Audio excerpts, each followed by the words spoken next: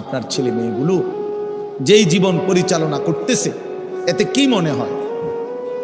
এতটুকু আন্দাজ করা উচিত যে আমার ছেলে আসলে আখিরাত চিনে কিনা, আমার ছেলের সামনে কোনো গন্তব্য আছে কিনা, নাকি এই মোবাইল, নারী, ছবি, জিনা, ব্যভিচার, মদ, জুয়া, নাচ, গান, উলঙ্গ দৃশ্য, হালাল হারামের কোনো বাজ বিচার নাই, পাক নাফাকের কোনো বাজ বিচার নাই, লজ্জা শরম হায়া কিচ্ছু নাই, যখন যা যা মন চায় খাইতেছে, হ্যাঁ, যা মন চায় তাই করতেছে।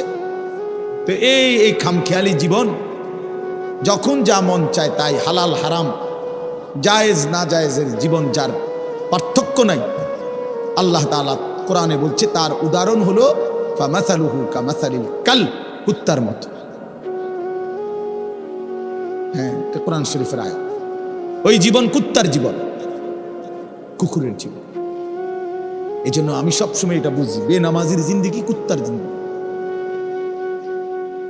এই ফজরের নামাজ না পড়ে যে জানোয়ারগুলো ঘুমায় থাকে, এগুলো কুকুরের জিন্দেগি। খালাস। এই সুদখোরগুলো যে জিন্দেগি কাটায়, এগুলো কুকুরের জিন্দেগি। এই হারামখোরগুলো যে জীবন কাটায়, এটা জানোয়ারের জীবন। কোরআন শরীফের আয়াত এটা। ওয়াত্তাবাআ হাওয়াহু ফামাসালুহু কামাসালিল কাল।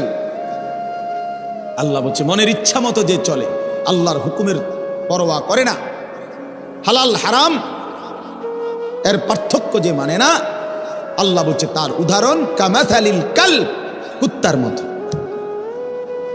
কুকুরের মতো। ইন তাহমিল আলাইহি ইয়ালহাস আও তাতরুকহু ইয়ালহাস। আল্লাহ বলছে কুকুরের স্বভাব, দৌড়ানি দিলেও জিহ্বা লম্বা করে হাঁফায়, ছেড়ে দিল দাঁড়ায়া দাঁড়ায়া জিহ্বা লম্বা করে হাঁফায়, জিহ্বা লম্বা করে হাঁফায়, এমন করে। এই কুকুরের স্বভাব। পেলেও অতৃপ্ত, না পেলেও অতৃপ্ত, থাকলেও অশান্তি, না থাকলেও অশান্তি। কারণ হারাম করছে, নাফরমান যে, আল্লাহর অবাধ্য যে, পাক নাফাক, হালাল হারাম, যার কাছে সুদ আর ব্যবসা একই রকম মনে হয়, সে কি মানুষ নাকি?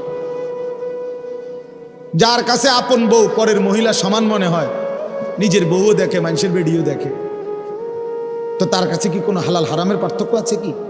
তো সে জানোয়ার না তো জানোয়ার কি? সে জানোয়ার না তো জানোয়ারটা কে? তাই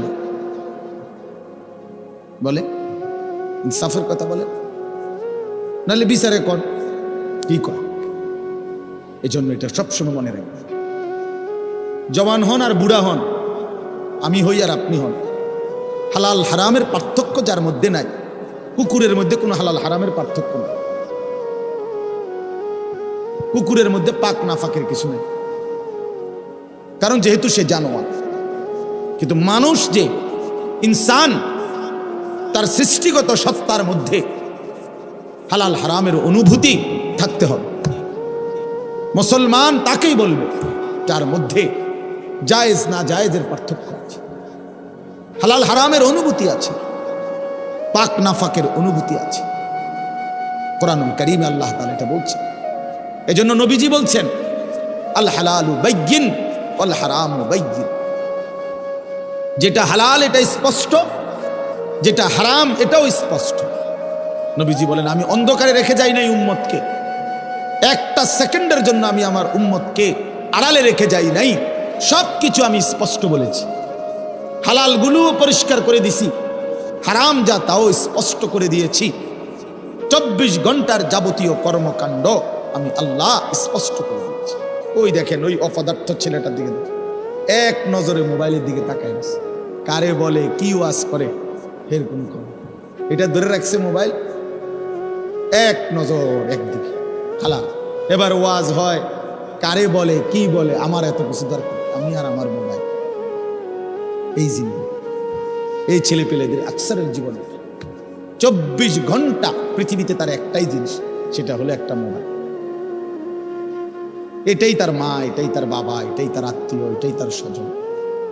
মোবাইলেই হাসে, মোবাইলেই কাঁদে, মোবাইলেই আবেগ, মোবাইলেই অনুভূতি, সব কিছু জীবনের মোবাইলটা। কোত্থেকে আসলো, কে বানাইলো, কে সৃষ্টি করলো, কেন পাঠাইলো, কে আমারে বানাইলো, আমি কোত্থেকে আসলাম, কেন রাত হয়, কেন দিন হয়, আমার কোনো দায়িত্ব আছে কিনা আমার আল্লাহর পক্ষ থেকে কিচ্ছু, কোনো সামান্যতম বুঝ বুদ্ধি আকল দিমাগ কিচ্ছু না। 365 দিন, এক বছরে কোনো দিন নামাজ পড়ে না, তারও কিছু মনে পড়ে না, কেউ তারে মনেও করাইও দেয় না। কই তার বাপ কেডা, তার মা কি, কেউ একটু বলেও না যে কিরে বাপ তুমি যে এক ওয়াক্ত নামাজ পড়ো না, তুমি মুসলমানের বাচ্চা হলে কেন, তুমি মানুষের বাচ্চা হলে কেন। তার মা একটাবার বলে না, মা এ কেমন, সন্তানেই কেমন। আমার খুব আফসোস লাগে, এটা খুব আফসোস। মাঝে মাঝে মনটা চায় যে কি আসলে কি মুসলমান এত পাষাণ হইল কেন, বাপে কেমন সন্তানেই কেমন, মাই কেমন মেয়েটাই কেমন, কেউ পর্দা করে না, মাও বেপর্দা মেয়েও বেপর্দা, বাপ ফুজি ছেলে মেয়ে সবাই মিলে টেলিভিশন চায়, একসাথে নাচ গান নর্তকীর ছবি নাটক সিনেমা দেখতেছে। ছি ছি ছি ছি, কত নিকৃষ্ট মুসলমান, কত বেশরম বেহায়া নির্লজ্জ হইলে এত বড় বেশরম হইতে পারে।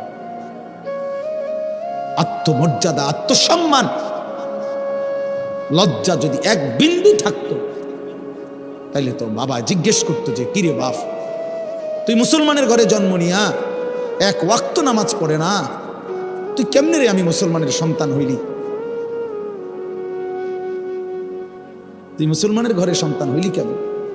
আরে এইটা তো আগে বোঝাপড়া করার বিষয় ছিল, তোর বিদেশ, তোর চাকরি, তোর দাখিল, তোর এসএসসি বেড়া এডি বাদ দে বেড়া, থো বেড়া এডি পরের কথা বেড়া, আগে তুই মুসলমানের বাচ্চা কিনা আগে এটা বল বেটা, তোর নামাজের বোঝাপড়া কর আগে বেটা। কিসের তোর বিদেশ, আবার কিসের তোর দেশ, তোর চাকরি দিয়ে আমি করব কি, তোর ব্যবসা দিয়ে আমি করবো কি, তোর উপার্জন খাইয়া আমি করবো কি বেটা, তুই তো হারাম কর, তুই তো নাফরমান। এতটুকু যদি বিবেক বাবার না থাকে সেটা কেমন বাপ, এ কেমন অভিভাবক, এ কেমন মুসলমান মা বাবা যাদের হৃদয়ে এই কথা আসলো না। একটা তো উচিত ছিল আগে বুঝাপড়া করা, আগে ছেলের সাথেই বুঝাপড়া করেন, তুই মুসলমানের বাচ্চা কিনা আগে এটা বল। মুসলমানের বাচ্চা 16 বছরে এক ওয়াক্ত নামাজ ছাড়া থাকে কেন, কথা বলেন, ইনসাফ কি বলে, ইনসাফের কথা বলেন, বিচারের কথা বলেন। ছেলেগুলোকে আপনারা এভাবে ছেড়ে দিলেন, আর তোমরা ছেলেরাও বাবা এভাবে নষ্ট হয়ে গেল, অনাদরে অবহেলায় এমন সুন্দর জীবন, এমন সুন্দর যৌবন, শরীর স্বাস্থ্য সব শেষ করে দিলাম। একবারও মনে পড়লো না তোমারও তো শেষ আছে বাপ, রাত যেমন ভোর হয়, দিন যেমন রাত হয়, তোমারও হায়াতও একদিন শেষ হয়। প্রতি ঘন্টা মিনিট সেকেন্ড যায় মানে তোমার হায়াত যায়, আমার হায়াত যায়, ঠিক না? তো আল্লাহ আমাদেরকে বুঝ দান করেন।